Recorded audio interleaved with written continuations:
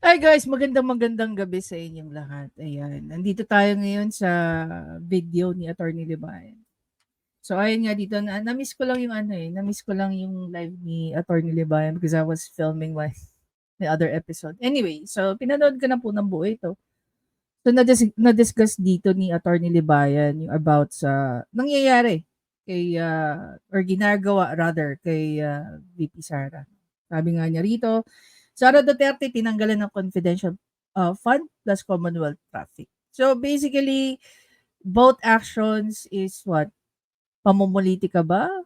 Um, pag black propaganda ba ito? I don't know. I mean, kayo, ano ba sa tingin nyo? Okay. So, kaya tinanong ko rito, bakit ba sila takot kay VP Sara Duterte? Diba? Ano ba nga? Ano ba nakikita nila kay VP Sara Duterte? Na takot yata sila. Okay? People were gonna say, hindi kami takot kay VP Sara. Kung hindi kayo takot kay VP Sara, ang dami niyong pinapalabas ng mga fabricated stories and I don't know what else. Pero obviously, demolition job ito. Diba? This is a black propaganda kay VP Sara. Ngayon, na-discuss din dito ni Attorney Libayan tungkol sa confidential fund. Napakamatunog na confidential fund. Sa isang video ni Attorney Claire na ano na nga natin, na yung confidential fund was actually spent 19 days. And this was actually distributed sa mga satellite office ni VP Sara. Okay. Another thing is that meron dito guidelines. Okay, lakayan natin. Doon po sa ano, na hindi pa nakakapanood ng video na yun ni Attorney Libayan, feel free po to watch the video. Napaganda po. Informative. So there was a joint circular number 2015-01 last January 8, 2015. Okay. Ayon dito, it was actually addressed to head of department, agency, and other offices of the national government, government-owned and controlled corporation, including subsidiaries, local government units, budget officers, head of accounting units, blah, blah, blah. So the subject is guidelines on the entitlement, release, use, reporting, and audit of confidential and or intelligence fund. Okay? Ang tanong dito, number one, entitled ba ang DepEd? Entitled din ba ang Office of the Vice President sa confidential fund? Malalaman natin.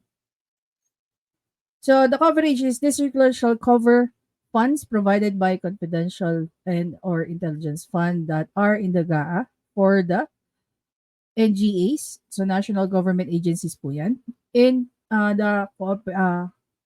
the corporate operating budgets, COBs, of GOCCs, including their subsidiaries falling under the regulatory jurisdiction of DBM and or GCG and in the appropriation ordinances of LGU. So basically, sino-sino po ba ang merong confidential fund? So makikita natin yan dito. Later on, the only thing na importante so far na kailangan yung matandaan, okay, is yung salitang NGA. Dahil nga kini-question ang national government agency ng DepEd. Bakit daw kailangan ng DepEd, okay, ng confidential fund? So ayan, national government. So ayon dito, national government refers to any department, bureau, or office of the national government. So ang NGA kino-cover ang DepEd at saka ang OVP as long as office of the national government or any of its branches and instrumentalities other than the GOCCs and LGUs. So kung maano niyo nga po yung mga news ngayon, pati po yung naging confidential, take note, past tense na po to, naging confidential fund ni VP Sara sa Davao, inuungkat po nila. Ngayon, sabi dito, general guidelines, the following are entitled to CF or IF. So, andyan na nga po ang NGAs, which are expressly provided budget allocation for CF and or IF under the GAA or other laws. So, masyado nilang binibigyan ng emphasis yung GAA alone. Wala daw kasing item sa GAA. Pero paano po pag pumasok na and or other laws? Okay? LGUs, no, GOCCs meron din, di ba? LGUs whose peace and order is a priority concern in which have duly allocated CF but not IF in their annual appropriation ordinances provided that a specific amount for POP is included in their peace and order and public safety plan and provided further that there is a specific appropriation for POP in their annual budget. The computation of allowable CF of an LGU shall be based on the budget of the LGU's PUP, POP or only. Okay guys, may marirelease na question dito. Number one question ko is, kung merong CF ang mga LGUs, bakit hanggang ngayon rampant pa rin ang mga CPP-NPA sa area ng Masbate, sa area ng Leyte, Samar? Sa totoo lang, ako na mismo yung awang-awa, no? Dito sa mga lugar na to. I remember, alam ko na kwento ko na to na nagbakasyon kami magkakapatid sa El Nido and we found out na yung mga tao doon pala mga nanggaling ng Masbate. They moved to El Nido decades ago only because infested nga daw po ang Masbate ng mga CPP-NPA. Given na ito pala, no, ngayon ko lang din nalaman to ng LGUs, meron palang CF. Bakit hindi ginagamit ang CF ng, or hindi ginagamitan ng mga taga Masbate, LGU nila, na malaman kung saan kumakampo itong mga itong mga CPP-NPA na to at patuloy naghahasik ng kadiliman dyan sa kanilang lugar, di ba? Or basically, dahil nga sa sunod-sunod na news ngayon, marami na nga pong nahuhuli.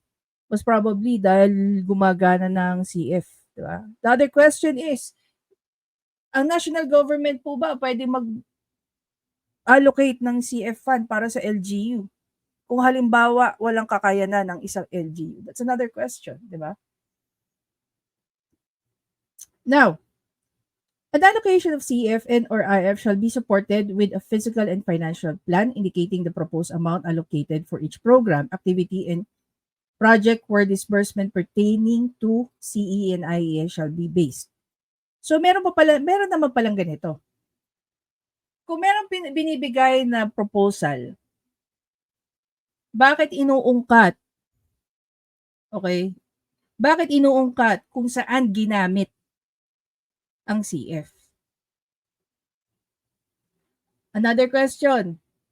Ano ba ang inuungkat? Saan ginamit o kanino ginamit? At sino yung mga binayaran? Tandaan nyo guys, yung safety ng informer is naandyan. Priority yan. Number 1 yan sa list. Diba? Oh, all allocation of CF and IF shall be supported with a physical and financial plan. Annex A indicating the proposed amount allocated for each program, activity, and project. So, hindi siya basta-basta binibigay gaya ng sinasabi nila na hindi natin alam saan napupunta ang pera kung merong nakalagay na ganito. 'Di ba? 4.2 yan. Okay? The NGA's the amount appropriated for CF shall be included among the items to be released comprehensively upon the approval of GAA. Comprehensively. The utilization of which shall be subject to the approval of the department secretary concerned or the HAO in the case of constitutional and commission and other bodies belonging to the Constitutional Fiscal Autonomy Group. And on the other hand, release for IF shall be subject to the prior approval of the President. So basically, pagdating sa Intelligence Fund, ang nag-a-approve po niyan ay walang iba kundi ang Presidente ng Pilipinas, whoever that is. No? So sa ngayon, in this case, si PBBM. So bakit tinatanong? Again, bakit tinatanong yung detailed information when in fact, isa yan sa mga nagiging requirement, no? Sa guidelines alone. 4.2, 4.3 nakalagay, no? Na kailangan mo mag-provide ng information, physical and financial plan. 'di ba? Ano ang hindi malinaw diyan na sinasabi nila na wala daw pinapakita at binibigay na information. When in fact, proposal mo pa lang, provided na dapat yung mga information na yan, saan mo gagamitin ang pera. 'Di ba? For the LGUs, release and utilization of the total CF shall be covered by the resolution duly approved by the two-thirds of the total membership of the local NPs and order. Ngayon, another question. Kung ito si VP Sara sa panahon niya as a mayor of Davao City, nandidispal ko na ng kanyang CF. Mas malaki pa nga yung CF niya doon. Nasa more than 400 million. Taon-taon. No? Hindi naman. Last 3 terms niya ata o 3 or 4 years. Parang ganyan. Nasa 400 million na kanyang CF fund. Bakit patuloy na ina-approve? Okay, duly approved by two-thirds of the total membership of the local Peace and Order Council. Bakit na-approve? Kung meron ngang nasasabing katiwalian si VP Sara dyan. So lumalabas dito, it is not only VP Sara, no, na humingi ng confidential fund sa OP. Ang involved dito, there are couple of people, may maraming tao. Unang-una, hindi naman ma-approve yan kung walang nag-approve. Hindi naman matatransfer kung walang nag-transfer. Pero bakit puro si VP Sara? Actually, sumagot na dyan si DBM. Sumagot na dyan si ES Bersamin. I remember this one question coming from one of our members sa community. I will call community, guys. This is community. Let's talk about this. Sabi niya, bakit daw tahimik si PBBM tungkol sa issue na to? Actually, pagsasalita ni ES Bersamin at saka ni DBM Secretary. Alter ego po yan ni BBM. Sila yung proper people na sumagot dyan. Di po ba? Kasi, eto lang din naman ang nakikita ko dyan. Kung halimbawa man, no, and by the way, walang nagtatanong kay BBM. Hindi siya na-interview tungkol dyan. I wish, no, na matanong sa kanya directly. Okay. And nakikita ko naman, ang baka isagot lang dyan ni BBM. Nasagot na yan ni Executive Secretary Bersamin. Nasagot na rin yan ni DBM Secretary. Diba? So, yun lang din isasagot niya, whatever that is. Posible naman, of course, nag-uusap-usap yung mga yan. At saka hindi naman overnight, pinag-aralan to. Hindi siya basta-basta nangyari lang, pinag-aralan yung mga moves dito. Okay. Pag-usapan naman natin yung 4.8. CF shall be used only for the following confidential expenses. May nakita akong write-up coming from Philippine Star. Sabi ni Philippine Star, ginamit daw ni VP Sara ang confidential fund sa tree planting at saka saan? Feeding program. Nakita ko yun sa video ni Attorney Claire. Nakita rin naman niya sa isang article galing from Philippine Star. Pero ito guys, yung saan ginagastos. Napakasimple lang. Ilang items lang to guys, no? Purchase of information necessary for the formulation and implementation of programs, activities, and projects relevant to the national security and peace and order. Okay. Rental of transport vehicle related to confidential activities, rentals and the incidental expenses related to the maintenance of the safe house, purchase or rental of supplies, materials, and equipment for confidential operations that cannot be done through regular procedures without compromising the information gathered information gathering activity concerned, payment of rewards to informers, non-employees of concerned agencies subject for the following conditions. Imagine niyo again, may approval by the HOA in case of the LGUs and NGAs, and approval by the chairman of board in case of GOCCs. Hindi siya basta-bastang nire-release without the approval of another layer of people, you know, supported with documents evidencing the success of the information gathering and or surveillance activities and on account of information given by the informer. So, sino magsasabi na walang kahit anong ebidensya? When dito pa lang, no, dito sa part lang na to, it has to be supported by documents. Okay? Directly related to the conduct of specific confidential activities of authorized agency.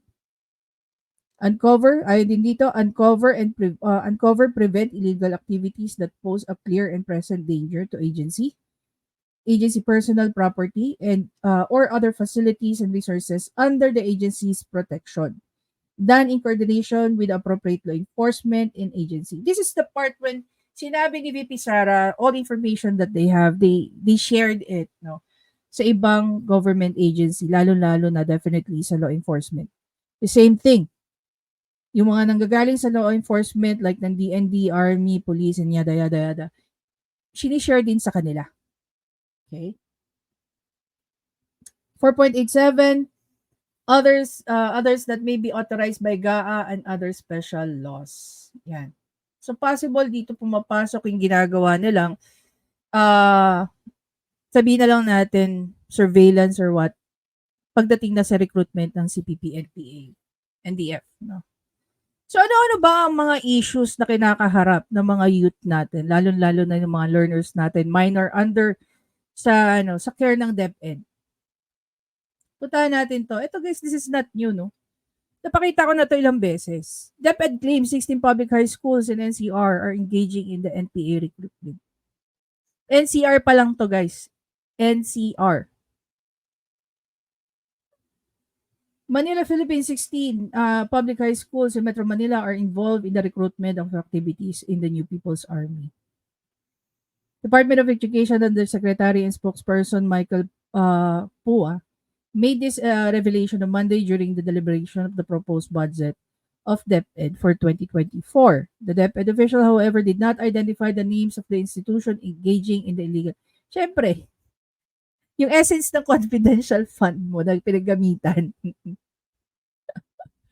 hindi mo talaga i-divulge yan, di ba? Oh.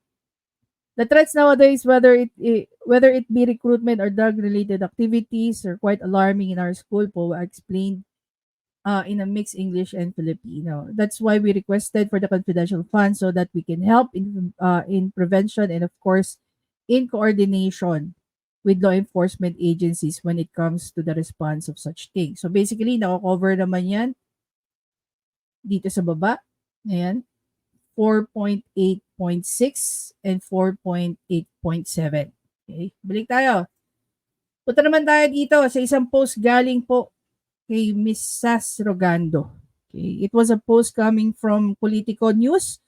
DepEd use confidential funds to fight sexual groomers, terrorism, insurgency recruiters. So this was actually September 14, 2022. Ayon nga sa post dito ni Miss Sas, let me say this, blank and NTA recruiters want exactly how the confidential funds of the DepEd are being used in order to evade detection. The Philippines is the child blank capital of the world, and elementary and high school students are the target. NPA also target minors. If you don't want your children to appear in child blank or to be a terrorist, stand up with VP Sara. Okay, ito guys, very basic na to. Super basic na to guys. Meron isang episode si Idol Rafi years ago, if not a year or two. Yung tatay nagreklamo kay Idol.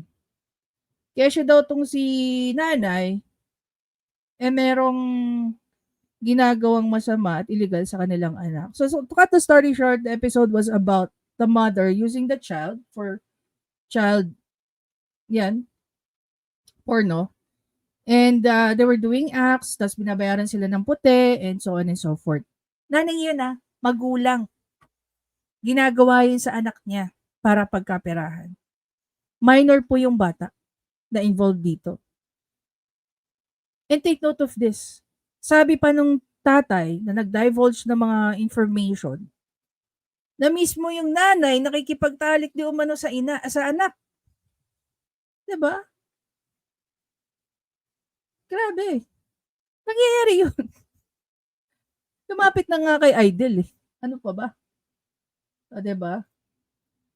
Speaking of minors, punta tayo dito sa isang post coming from Ma'am Joey, ayan.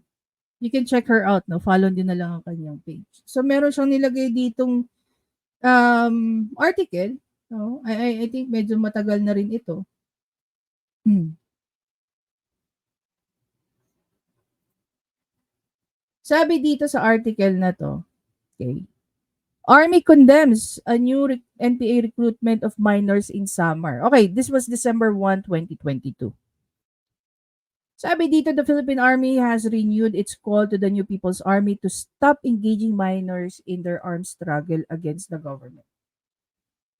Another one very relevant no scenario in connection to this one. Manood kayo guys ng news.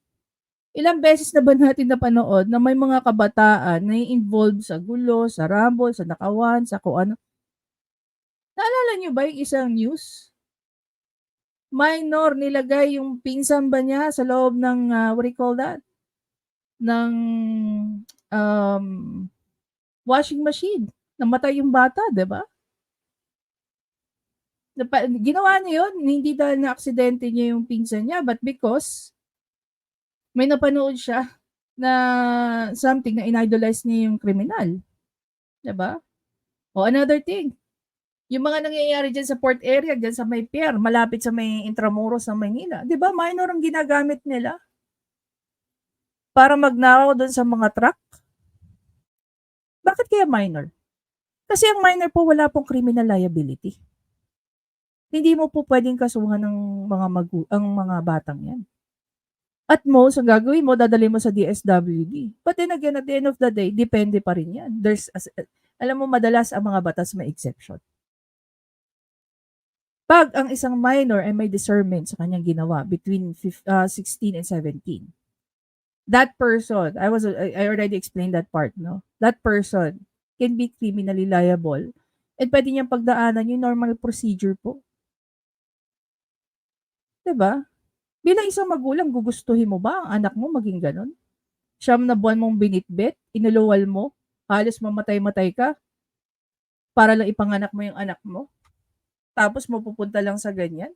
Kaya alam niyo po, simula nung malaking sobrang thankful ako na nag-aral ako ng nursing kahit papaano dahil nakita ko kung paano naghihirap ang isang ina sa panganganak. Totoo po yung kasabihan. Pag nanganganak daw po ang isang nanay, isang paa niya nasa hukay. Kaya ang respeto ko sa mga nanay, grabe. 'Di ba? Although hindi naman lahat ng nanay karespe-respeto, but majority, in general, nirerespeto ko po sila. Dahil ako mismo, nakita ko yung paghihirap ng mga nanay. Nakita na ba kayo ng mga videos kung paano nag-iiyak ang mga nanay? Dahil nare-recruit ang kanilang mga anak, nag-uumpisa lang yan sa pagiging aktivista, susunod dyan, nasa bundok na. There's this one question, bakit daw ang JED wala? O nga, bakit nga? 'Di ba? One thing lang din that you have to remember na pag ikaw ay first year, nowadays with the curriculum na meron tayo, by the time that you reach first year in college, ikaw ay 18. As an 18 years old, ikaw ay legally liable ka na sa whether yan ay criminal or civil, no? May pananagutan ka na. Pero yung 17 pababa, wala. Kaya kinukuha nila yan. And not only that, hindi lang naman recruitment ng CPP ang ini-issue natin dito. Pati nga yung mga groomer. Pati yung mga kabataan, mga minor de edad na nagiging biktima ng abuse at karahasan. No? Dahil sila ay ginamit para sa kung ano pa man. No? Under yan sa protection ng DepEd. 'Di ba? Sabi nga dito ni sa write-up na to, the Philippine Army has renewed its call to stop engaging minors in their armed struggle against the government. Siyempre pag halimbawa, sige, ikaw nandoon ka sa gitna ng bakbakan, makita mo bata, papatayin mo ba 'yon? Siyempre hindi. Iisipin mo kaagad. So sino ngayon mamamatay? Eh di yung AFP natin. Major General Camilo Ligayo made an appeal on Thursday, after a rebel who recently surrendered disclosed there are minor combatants recruited by the communist group. Our young people should be in school and protected from all kinds of abuse. Imagine the trauma of the minor engaged in fighting, going hungry for days, lack of sleep, and endless hiking for the ideology that has not helped even one NPA to succeed in life for almost 54 years. Ayon yan kay Ligayo. NPA surrenderer Anthony Encinas, 19 told soldiers he had two colleagues, both 17 years old. Di ba minor yan? Encinas, who yielded on November 19, was a member of Bugsok Platoon, Sub-Regional Committee Sesame for a year. If he was with 17 years old, they were probably recruited by a younger person. This is a clear violation of the international humanitarian law. Ligayo added Rule 136 Protocols 1 and 2 of international humanitarian states. Children must not be recruited into armed forces or armed group. Ligayo also appealed to the public to support and protect the welfare of the children and help the recruitment of child combatants. So, guys, you can just check and go ahead and read tungkol dito, no? Kaya again, babalik tayo dun sa question. Bakit kayo natatakot, no? Bakit sila natatakot kay VP Sara? Dalawang tao na nakapansin nito. Si Attorney Libayan at saka si Attorney Claire. Ito ba ay demolition job? Ito ba ay maagang pangangampanya? Ito ba yung paraan nila para matalo nila si VP Sara? Ismuhusan siya ng mga black propaganda. There's this one, quotation na favorite ko. Okay. It's very simple. It says there na, you cannot bring a good man down. So kahit anong gawin nyo, hindi nyo mapapabagsak si VP Sara. Sabi ko nga rin guys sa isang post ko, if meron kayong kayang patunayan, ebidensya, or anything not fabricated, I will denounce and renounce my support both to BBM at saka kay VP Sara. Napakalaking factor. 90% ng factor kung bakit nga ako bumili ng property sa Davao. Yun po. By the way, hindi po ako nakaintindi ng Bisaya. I'm so sorry po doon sa mga nagko-comment in Bisaya. Pero 90% po ng factor ko kung bakit ako nag-purchase ng property sa Davao was because of the Dutertes. Naniniwala po ako sa kanilang mga pinaglalaban, naniniwala ako sa kanila bilang mga leader, naniniwala ako lalo sa kanilang pagiging politiko. Hindi po ako nag-practice ng social work only because nakita ko at an early stage ang corruption. I really don't want to be part of the system. No, ayoko po na nagtatrabaho ako sa gobyerno at niloloko ko ang taong bayan. More so, yung mag-fabricate ng kung ano-anong storya. Ayoko po nanloloko ng tao. 'Di ba? Kaya nga ayoko rin nagagamit ako ng kahit sino para manloko rin ng ibang tao. Siguro yun yung effect na pinalaki ka ng isang militaring tatay. Na habang lumalaki ako, pinalaki akong may prinsipyo sa buhay. Di bali nang kumain ako ng tuyo at saka ng kaning lamig, natotoo naman ang pagiging pagkatao ko. Kaysa naman, kumakain ako ng steak, umiinom ako ng pinakamahal na red wine. And yet, katakot-takot na panloloko ang ginagawa ko sa tao. Wag po tayong ganun. Marami ng ganun sa mundo. And we just be different. Diba? So, dyan lang nakikita nyo na. No? Kung bakit sila takot kay VP Sara. Kasi wala silang makita na kahit ano na pwede nilang gamitin na ipabagsakin si VP Sara. For the record, nasa history na natin na yung pagka-majority win ni VP Sara at saka ni PBBM, nasa history na yan. Gaya na rin na sinabi ko sa post ko, napakahirap, no, na ipaglaban noon si PBBM. Sa dami ng isyong ipinupukol sa kanya na meron silang hawak-hawak na ebidensya. Ang problema lang, hindi lang nila kayang ipaintindi yung mga nakasulat doon sa mga jurisprudence na tinatawag namin or mga court decisions ng Supreme Court. Paulit-ulit na siniraan si PBBM. Kung titignan nyo nga kung gaano lang kalaki yung ginastos ni VP Sara, matatawa ka. Diba?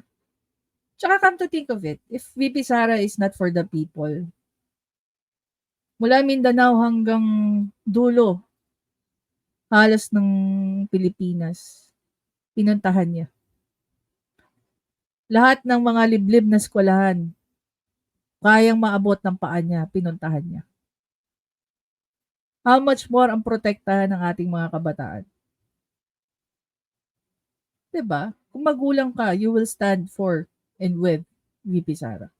Hindi niya yung ginagawa for political ambition. Obvious naman. She's doing it to protect the youth, to protect their future, and definitely, maiwasan na may mga magulang nag-iiyak. So, bakit kayo ulit takot kay VP Sara? Kasi hindi nyo kayang gawin yung ginagawa niya. Hindi nyo kayang ipakita yung pagmamahal niyo sa bansa na hindi naka-embed yung political ambitions niyo. We're not even sure if VP Sara will gonna run in 2028. Diba? And going back doon sa ng election, paano nila ba pinapabagsak si PBBM ng panahon na yun? Sinisiraan siya, kung ano-anong nire-raise siya, umabot na nga na pinisikal siya, sinasaktan siya, diba? Sa sinong nanalo? So, yung ginagawa ninyo laban kay VP Sara, yun pa yung nagiging rason kung bakit siya lalong nananalo. It was the same thing na ginawa nyo ng panahon ng eleksyon. Siniraan nyo si BBM, sino ngayon ang nanalo? Hindi na kayo natuto. That was your biggest mistake. Yung paninira nyo na wala namang kalaman-laman, wala kayong kayang patunayan, yun pa yung mas naging rason kung bakit natalo yung mga kinandidato ninyo. Diba? Maging kritiko ka all you want. That's okay. Questionin mo, that's okay. Karapatan mo yun eh. Pero yung gumawa ka ng storya para pabagsakin lang yung tao ang hindi mo nare-realize, ikaw mismo ang sumisira sa credibility mo. Diba? Tama ba tayo doon? Anyway guys, again, maraming salamat sa panonood. Please don't forget to subscribe, like, and comment. Panoorin nyo na definitely yung video ni Attorney Libayan. At tama rin naman siya doon sa sinabi niya. I totally agree with him. Napaka-importante that we have opposition. Kasi doon nagpe-play ang ating checks and balance. Napaka-importante po nun. Pero sana magkaroon po tayo ng talagang opposition na wala pong political ambition o walang bahid ng pamumulitika. Okay? Other people call it politicking. Kahit kayo po ay opposition at meron naman talaga kayong talagang pinaglalaban na kahit tayo mag-a-agree. Bakit hindi? Diba? Anyway guys, again, thank you and I'll see you in the next video. Bye po!